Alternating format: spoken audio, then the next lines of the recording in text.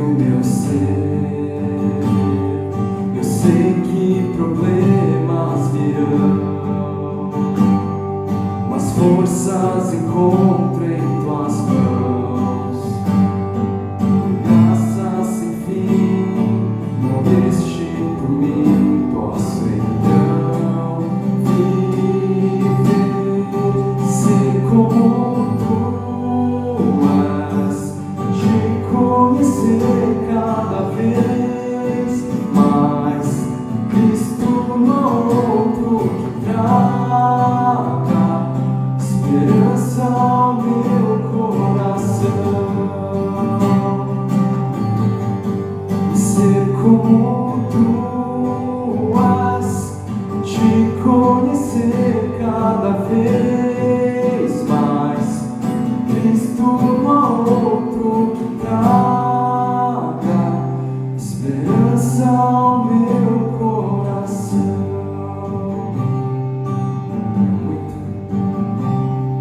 É muito pra compreender o amor que redime o meu ser. Graça sem fim, morreste por mim, posso então viver, ser como tu és, te conhecer cada vez mais. Cristo no outro que traga esperança ao meu coração.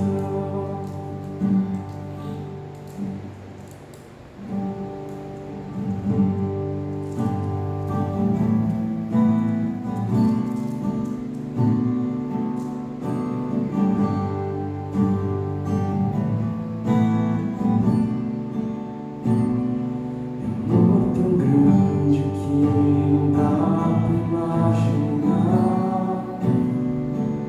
que superou a cruz e a dor pra me salvar.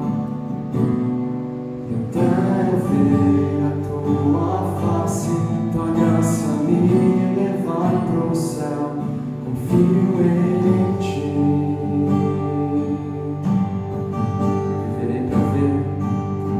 Viverei pra ver teu reino vir aqui. Eu oro para o teu querer ser feito em mim. Até eu ver a tua face, tua graça me levar pro céu, confio em ti.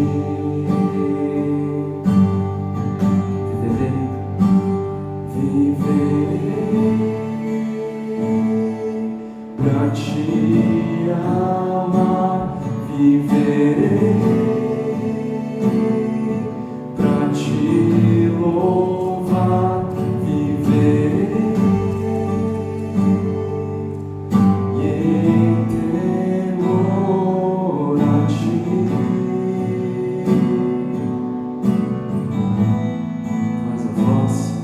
Tu és a voz que fez o mundo existir.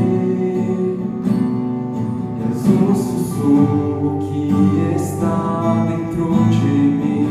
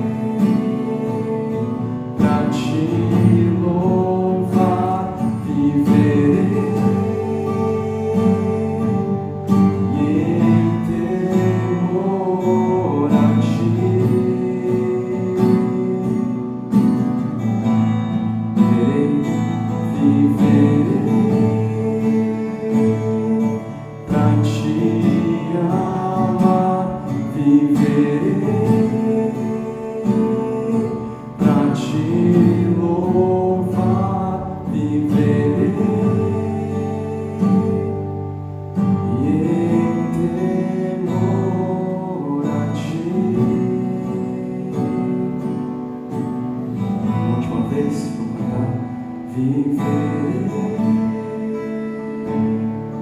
pra te amar, viverei pra te louvar, viverei em temor a ti.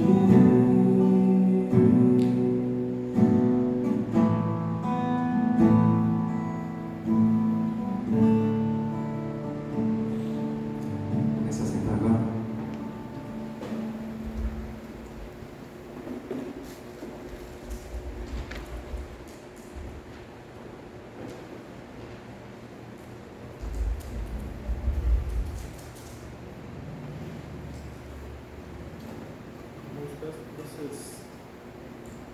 Peço que vocês abram a palavra de Deus agora no livro do profeta Daniel, capítulo 3. Nós vamos fazer uma leitura pausada, tá? Em cada momento de cada ponto da mensagem, a gente vai ler o trecho, porque a gente vai ler o capítulo todo, tá bom? Já que é uma narrativa, uma história que a gente vai ler aqui. Mas antes eu queria fazer uma pergunta a vocês. Quem aqui já prestou vestibular, ou fez Enem, ou já fez um concurso público, ou precisou fazer um exame de faixa para mudar de categoria, de hierarquia numa arte marcial? Quem aqui já se submeteu a uma prova, a um exame, para poder ser aprovado? Assim como você tem que ser aprovado nessas questões, você precisa passar por uma entrevista de emprego e ser aprovado naquela avaliação para poder conseguir a vaga. Também é necessário que nós sejamos provados na fé, especialmente vivendo num mundo que é completamente oposto a nós. Eu quero que vocês guardem isso. Vivemos num mundo que não é um mundo cristão, não é uma sociedade cristã. Então ele não corrobora, ele não nos ajuda a ter mais fé em Deus. Pelo contrário, ele costuma atrapalhar, costuma jogar contra. E é nesse cenário adverso que você e eu somos muitas vezes provados por Deus para que a nossa fé vença. E esse é o tema que proponho a vocês. É um tema a respeito de provação.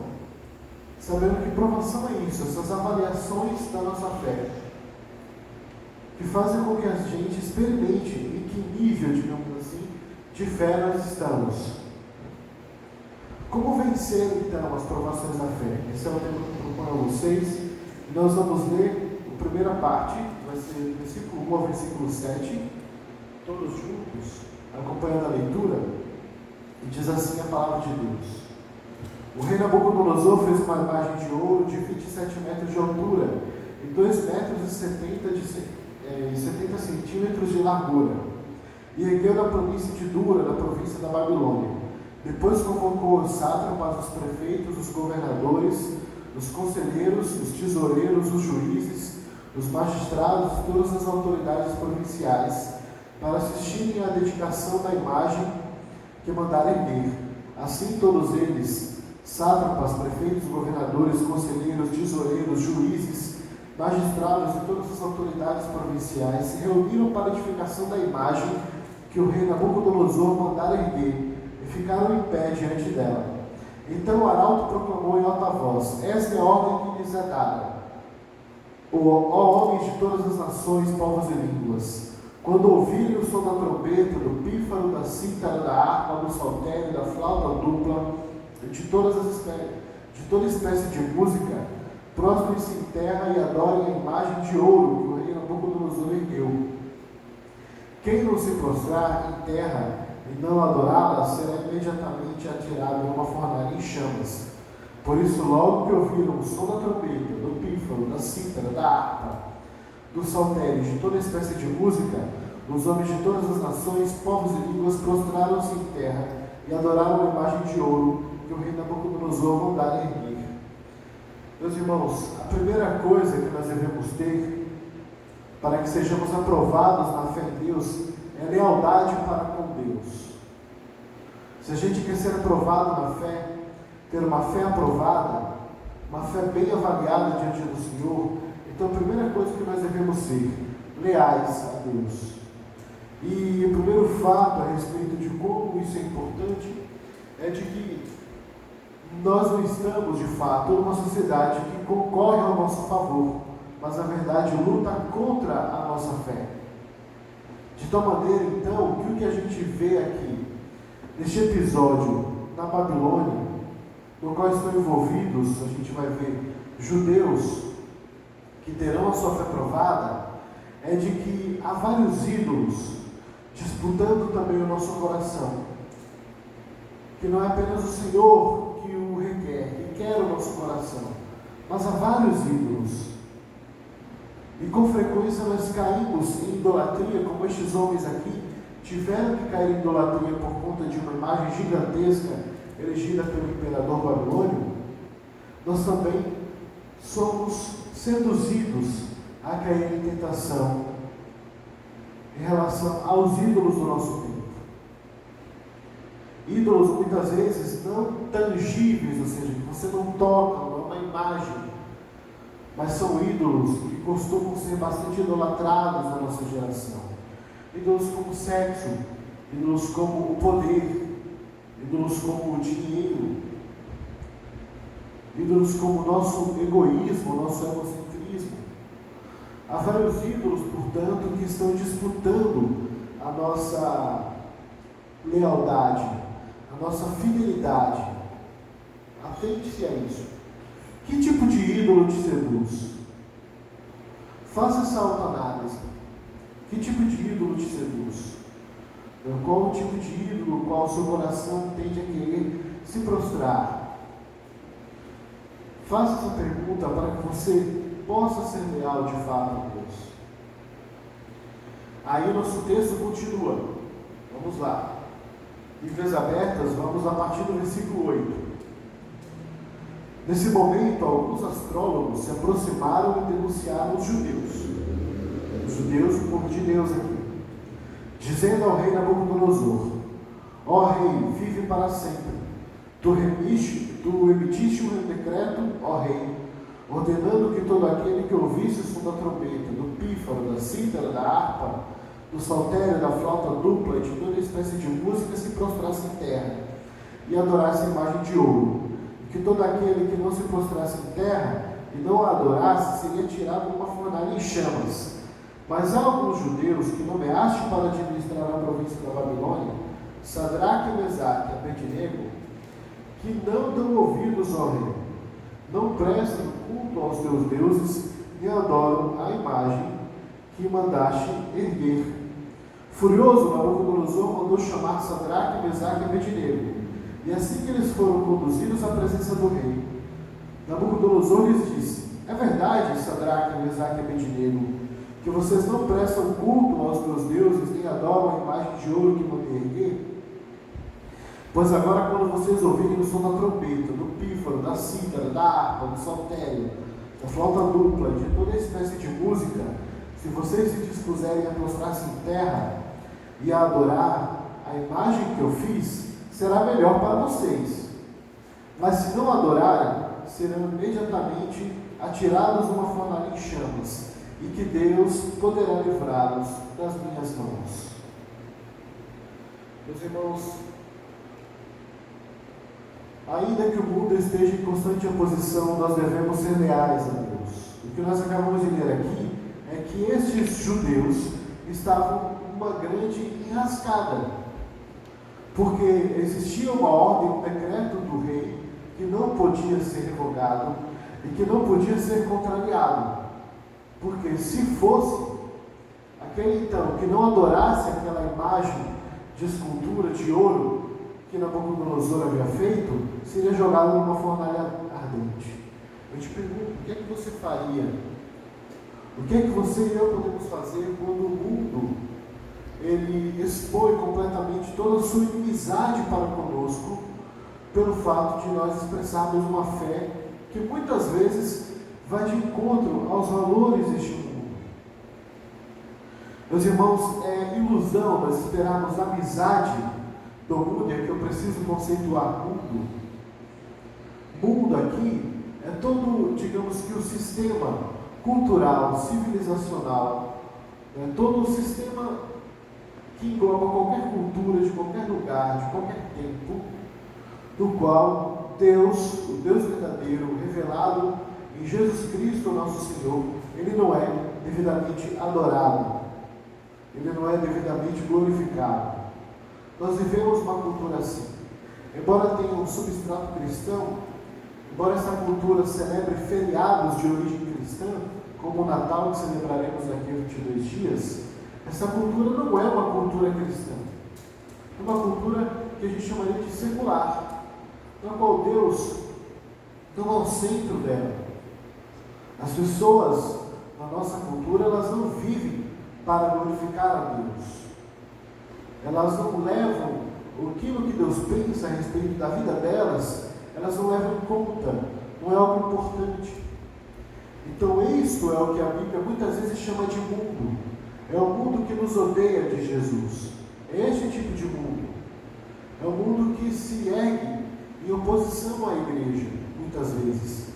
Agora repare, uma coisa que eu vou repetir, na verdade, em outro ponto, é de que, por vezes, nós sofremos injúrias e problemas por conta de pecados nossos, por conta de erros que cometemos. E não é sobre isso que estamos falando. Sadraque, Mesaque e Abednego, esses 3 jovens que haviam sido deportados de Jerusalém para a Babilônia, onde eles eram de fato completamente estrangeiros, eles não tinham cometido nenhum crime em si, moralmente falando.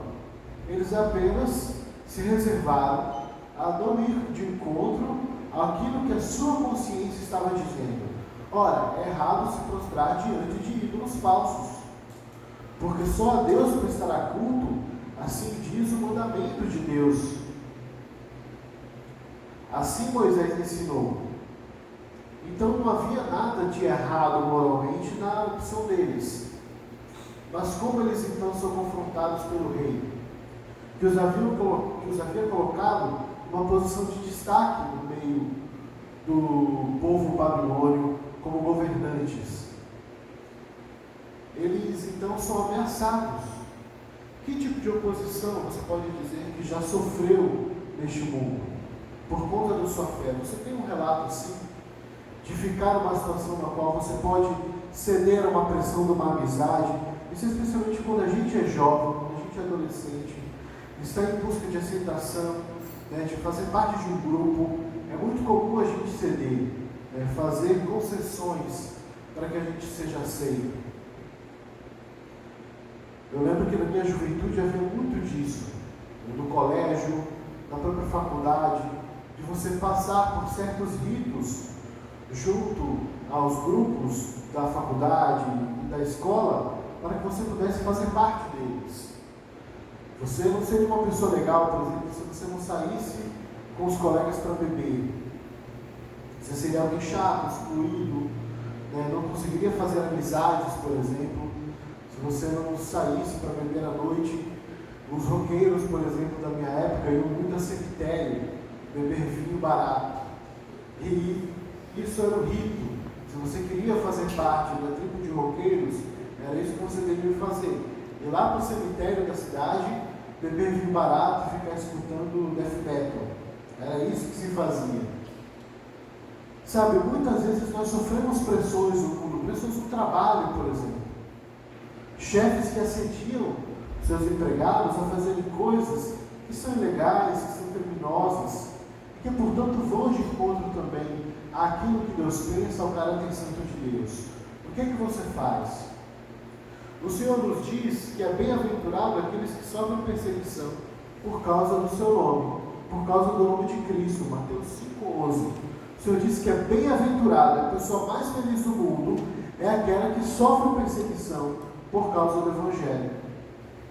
Aquilo que pode ser prejuízo para o mundo, para Jesus, é uma coisa muito boa. Ele chama de suprema felicidade, porque ser bem-aventurado é ser alguém que experimenta uma felicidade suprema. E o que ele está dizendo é, se você, por exemplo, perde uma chance de um grande emprego, porque você não está cedendo a concessões à sua fé, então você é um bem-aventurado, mesmo continuando desempregado, mesmo continuando sem promoção, mesmo tendo que não começar um romance com uma pessoa, uma rapaz que você conheceu, uma moça que você conheceu, por conta dos valores do Evangelho. Mesmo quando você sofrer injúrias, perseguições de fato, perseguições sutis, que nós podemos sofrer. O Senhor nos chama à lealdade, mas saiba disso, o mundo não concorre a favor disso. Ele trabalha contra você, ele não trabalha a seu favor.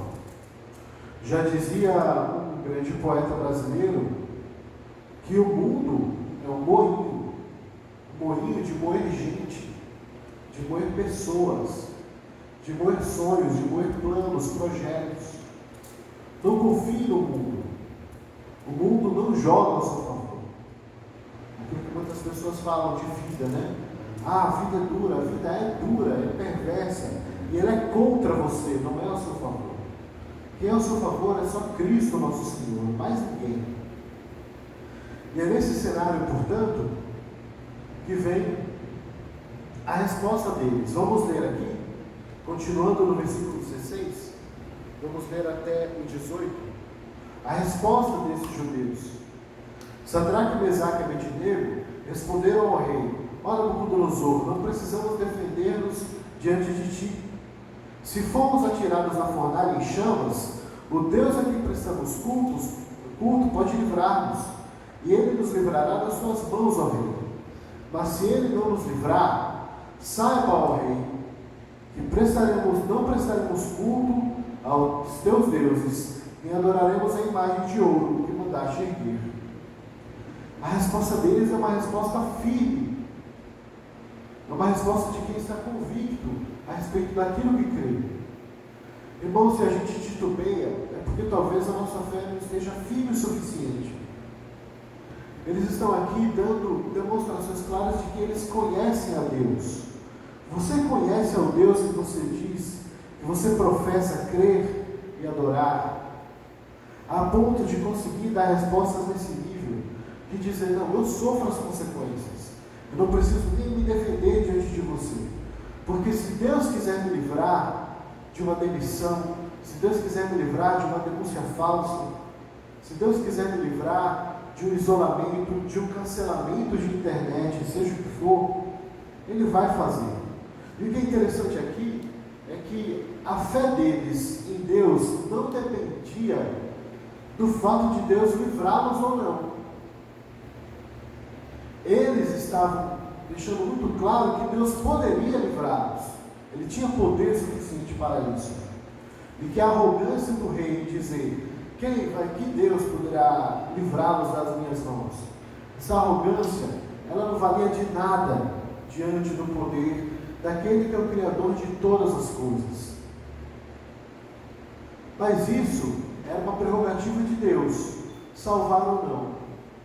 Da mesma maneira também tem que ser a nossa fé, porque por vezes a nossa fé fica condicionada a Deus fazer algo a favor de nós. E o que Sadraque, Mesaque e Abednego, esses três homens que na verdade se chamavam Azarias, Misael e Ananias, eram os nomes judeus deles, eles têm o nome mudado quando eles vão para a Babilônia. Esses três homens deixam muito claro de que a fé deles não depende daquilo que Deus possa fazer, até porque eles já tinham testemunhos suficientes daquilo que Deus já havia feito. Eles conheciam o Deus a quem eles adoravam. Irmãos, muitas vezes nós falamos que conhecemos a Deus, mas talvez não o conheçamos de verdade.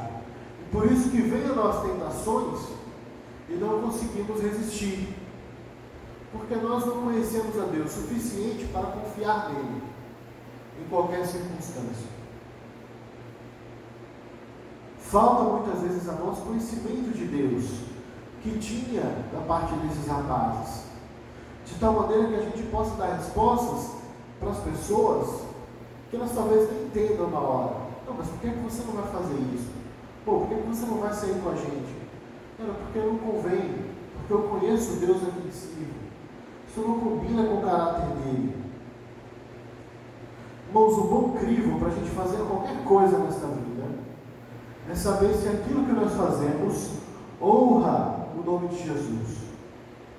Se o modo como nos divertimos, se o modo como nós nos relacionamos com as pessoas, se o modo como nós vivemos o nosso convívio familiar, como nós trabalhamos, como nós estudamos, em tudo.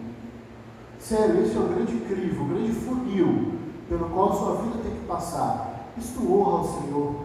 Se Jesus estivesse aqui visivelmente para mim, fisicamente visível, de tal maneira que eu pudesse sentir uma vergonha bastante real, que eu já deveria ter, mas muitas vezes não tenho. Mas se eu pudesse ver Jesus agora, neste momento, sabendo que Ele está aqui comigo, me envergonharia daquilo que estou fazendo? Ou seria algo do qual eu poderia dizer, não, Senhor, vem ver comigo, vem ouvir comigo aqui, esta música, este áudio, vem passar um tempo aqui comigo, zapeando no telefone, sabe, tipo, se o Senhor não é bem-vindo, se Ele não pode estar perto, então também nós não deveríamos estar. Se o Senhor não faria algo, então nós também não deveríamos fazer. Este é o crivo. Estamos aqui todos, uma verdadeira escola para parecermos com Jesus. Esse é o objetivo daqueles que são chamados filhos de Deus. Então faça coisas que são dignas de ser parecidas com Jesus, de ser chamado filho de Deus. Seja filho o suficiente para muitas vezes sofrer prejuízo se for necessário, pagar para ver. Percebe? Aqui a sabedoria é a loucura, é dizer, não, pode me prender. E aqui vai um exemplo muito precioso da história da igreja. Havia toda uma companhia de 40 soldados romanos, na época do Império Romano. Isso é mais ou menos século II. Século II são os anos 100. Essa companhia estava em Sebaste, uma cidade que hoje é parte ali daquela região da Ucrânia, que está sendo disputada pela Rússia, da Crimeia. E essa companhia, simplesmente ela inteira se converteu ao Evangelho. 40 homens que estavam destacados lá converteram-se ao Evangelho. 40 soldados. E o seu general, sabendo disso, o seu capitão, sabendo disso, ele então cria uma regra para eles. Diz que, olha, se vocês não apostatarem, ou seja, não negarem ao Deus da fé nova que vocês aderiram, se vocês não negarem esse Cristo que vocês estão dizendo que vocês creem, vocês serão todos colocados num lago frio em pleno período de inverno e morrerão congelados. Aquela companhia inteira, então, se submete à prova do lago. E todos os 40 soldados são postos no lago, nus, inverno, à noite, na região que hoje é a Ucrânia. É bastante frio, né? E eles estão ali congelados e cantando louvores, quando um deles apostata e nega a Cristo e é retirado da provação. Ele é retirado. Mas um dos capitães, um dos líderes daquela companhia que estava observando tudo aquilo que o seu general tinha mandado fazer, se surpreende com o testemunho daqueles 39 e ocupa a vaga daquele que havia negado a fé. Tira sua roupa, tira suas vestes de soldado e se coloca nu junto dos outros 39 companheiros. Irmãos, não era brincadeira a fé, não era apenas um compartimento da vida, era tudo o que determinava a identidade deles. E assim também tem que ser conosco. Nossa identidade tem que ser determinada pelo relacionamento que temos com Jesus Cristo, de tal forma que se nos tirarem isso, nos tiram tudo absolutamente, não nos restaria nada. É esse nível de coragem que realmente o Senhor requer de nós, para que no dia que for necessário, no dia que a nossa fé for provada, nós nos achemos íntegros diante dele. Nós nos achemos leais, firmes na nossa fé, como estes soldados em Sebaste. E aí, continuando o nosso texto, prossegue então, a partir do 19, vamos ler até o 23. Nabucodonosor ficou tão furioso com Sadraque, Mesaque e Abednego que o seu semblante mudou. Deu ordens para que a fornalha fosse aquecida 7 vezes mais que o de costume, e ordenou que alguns dos soldados mais fortes do seu exército amarrassem Sadraque, Mesaque e Abednego e os atirassem na fornalha em chamas. E os 3 homens, vestidos com seus mantos, calções, turbantes e outras roupas, foram amarrados e atirados na fornalha extraordinariamente quente. A ordem do rei era urgente, e a fornalha estava tão quente que as chamas mataram os soldados que levaram Sadraque, Mesaque e Abednego, e estes caíram amarrados dentro da fornalha em chamas. O rei não estava para brincadeira.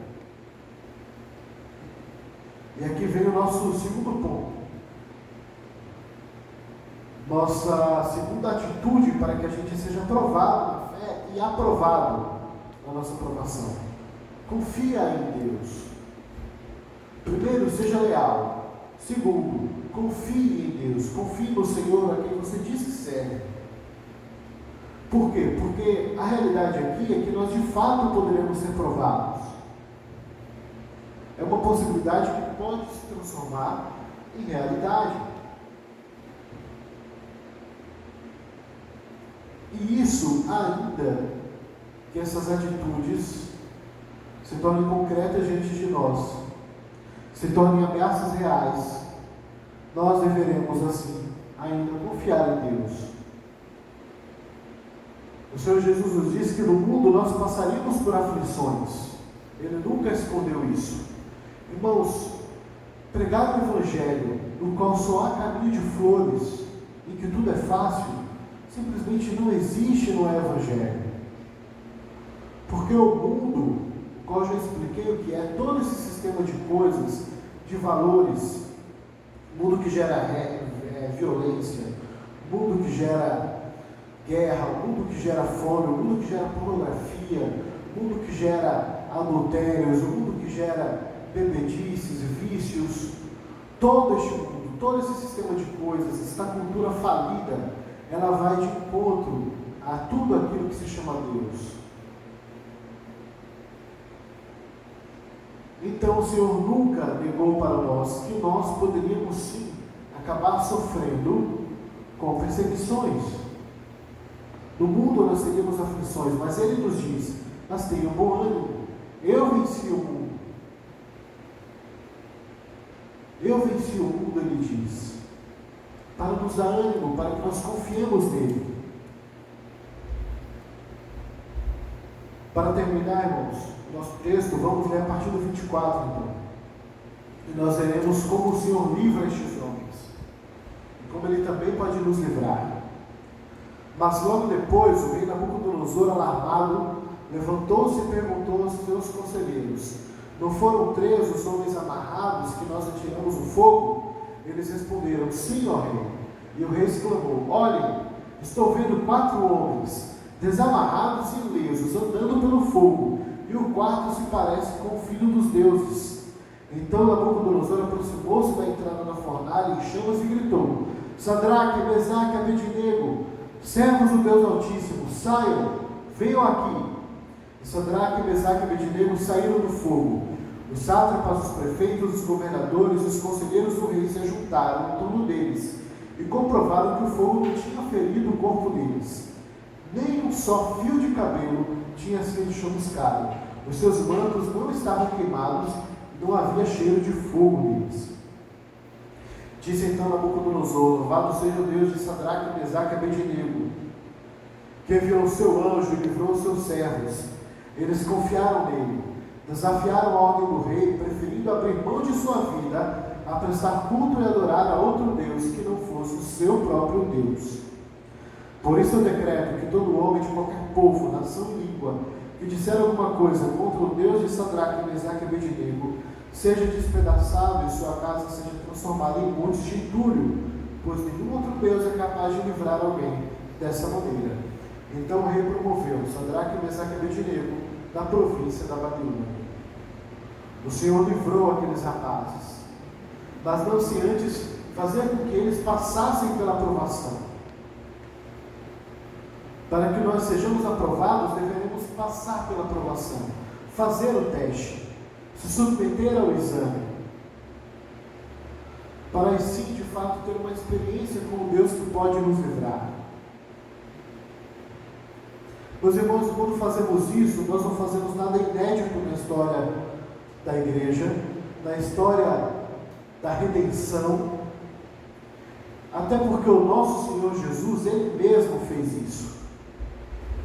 Se Jesus foi insultado, se Jesus foi açoitado, se Ele morreu morte vergonhosa de cruz, morte de ladrão, morte de um criminoso vulgar, por que nós deveríamos sempre escapar ilesos nessa vida? Não faz sentido. O Senhor mesmo disse que não é o servo maior que o mestre. Então, na verdade, nós deveríamos estar sempre, todos os dias, como um exército, como um soldado, que todos os dias treina na iminência da batalha. Todos os dias também nós deveríamos estar com o nosso espírito treinado para o dia que nossa fé tiver que ser provada. Porque esse dia virá, e pode vir quando eu estiver despreparado, quando eu não estiver com minha comunhão com Deus bastante afinada. E aí será ruim, posso cair em tentação, posso acabar cedendo, não sendo leal para com Deus, não confiando nele. A confiança em Deus resultou que estes homens, eles foram livrados da sua fornalha.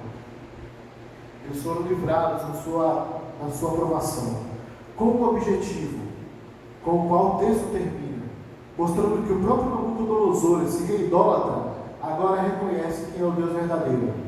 As provações na minha vida e na sua, elas existem, sobretudo, para que Deus seja glorificado. Para que Deus seja glorificado em nós, quando nós resistimos às tentações, quando nós nos colocamos fiéis, somos firmes, nós não cedemos.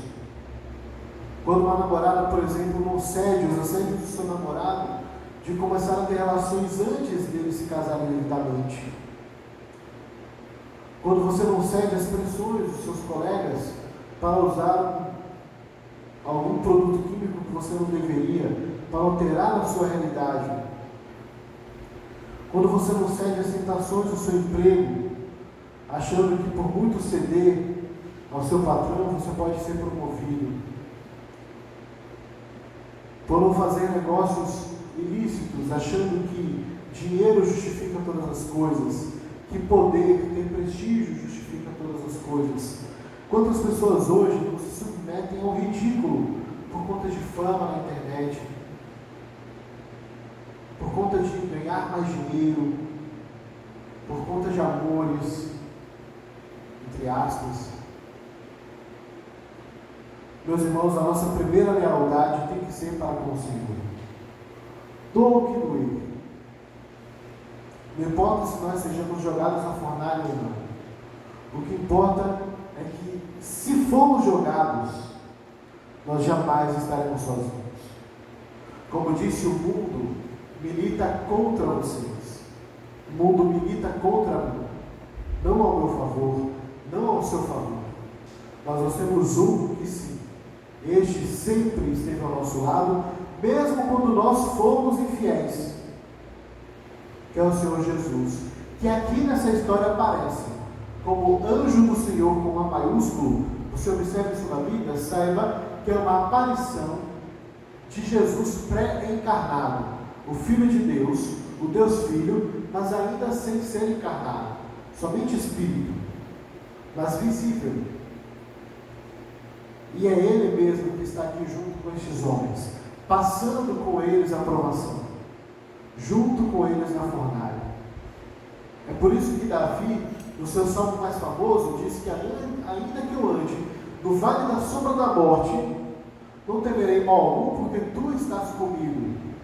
Porque Deus nos diz que se nós tivermos que passar por qualquer provação por conta de tentações, por doenças, coisas que não são necessariamente originárias de uma provação de fé, seja o que for, nós sabemos que o Senhor passa conosco. Ele está junto conosco nas fornalhas. Se nós somos leais a Ele. Se Sadraque, Mesaque e Abednego tivessem cedido às pressões do rei, eles não teriam tido essa experiência de ter tido o próprio Deus junto com eles dentro da fornalha. Imagina eles anos depois contando isso para os seus filhos. Dizer: filho, aconteceu isso há alguns anos atrás. O rei colocou a mim e aos seus tios na fornalha, porque nós não cedemos a ele e adoramos a deuses falsos. Imagina as crianças ouvindo essa história e os pais contando isso, dizendo: mas milagrosamente nenhum de nós foi queimado. E mais do que isso, filho, o próprio Deus estava conosco. Meus irmãos, quando nós não nos submetemos à provação, quando nós não somos leais a Deus e não confiamos nele, perdemos de ter grandes experiências com Deus, de experimentarmos, sabermos ainda mais quem Deus é. Saiba, portanto, que seja qual for a provação da sua fé que vier sobre a sua vida, e vai vir, se é que já não veio algumas vezes, saiba que o Senhor estará com você, se você for leal, se você confiar nele. Vamos orar? Senhor, nós queremos, ó Deus, ser leais ao Senhor no mundo, ó Pai, que te odeia, no mundo, ó Deus, que odeia tudo aquilo que lembra, ó Pai, o teu caráter. Nós somos pecadores, ó Deus, deste mundo, conhecemos, ó Pai, a natureza dos homens, porque também é a nossa. Mas, ó Deus, o teu Espírito habita em nós, colocando em nós uma outra disposição, uma disposição de louvar o teu nome, não apenas com lábios, não apenas com cânticos no culto do domingo, mas também com uma vida reta durante a semana. Senhor, nos ajuda nos dias em que as provações da fé vierem, no dia em que a nossa lealdade, Senhor, nossa lealdade a Ti for testada, no dia, Pai, que nós tivermos que ser firmes, não titubear nas nossas respostas, que nós possamos, ó Deus, testemunhar verdadeiramente que nós cremos no Senhor, que Jesus Cristo é o único Senhor de fato na nossa vida, que não há outro, não há dinheiro, não há poder, não há prazeres no mundo, não há nem mesmo a nossa própria vontade, o nosso próprio eu, que deva nos dominar mais do que Cristo Jesus, ó Deus. Seja essa, Pai, a realidade, não só para mim, mas especialmente, Pai, para os meus irmãos, no nome de Jesus. Amém. Vamos nos levantar e fazer todos juntos a oração que o Senhor nos ensinou?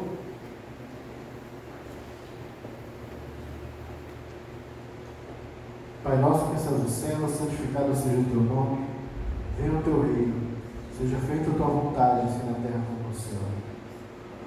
Dá-nos hoje o nosso pão de cada dia. Perdoa as nossas dívidas, assim como nós perdoamos os nossos devedores.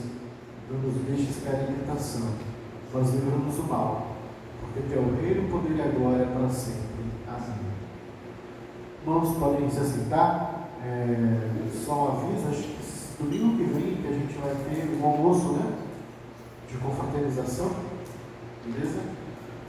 Então, por conta disso, semana que vem a gente não vai ter estudo, ok? A gente vai ficar sem estudo na semana que vem, mas hoje tem normalmente depois do almoço. E agora fica aquele espaço que a gente combinou, pelo menos 5 minutinhos. Eu sei que hoje se estendeu um pouco, por conta do texto ter sido grande. Mas fica em 5 minutos de ressonância. Se vocês quiserem fazer alguma pergunta, fazer alguma declaração, fiquem à vontade. O microfone está franqueado. Ou podem falar daí.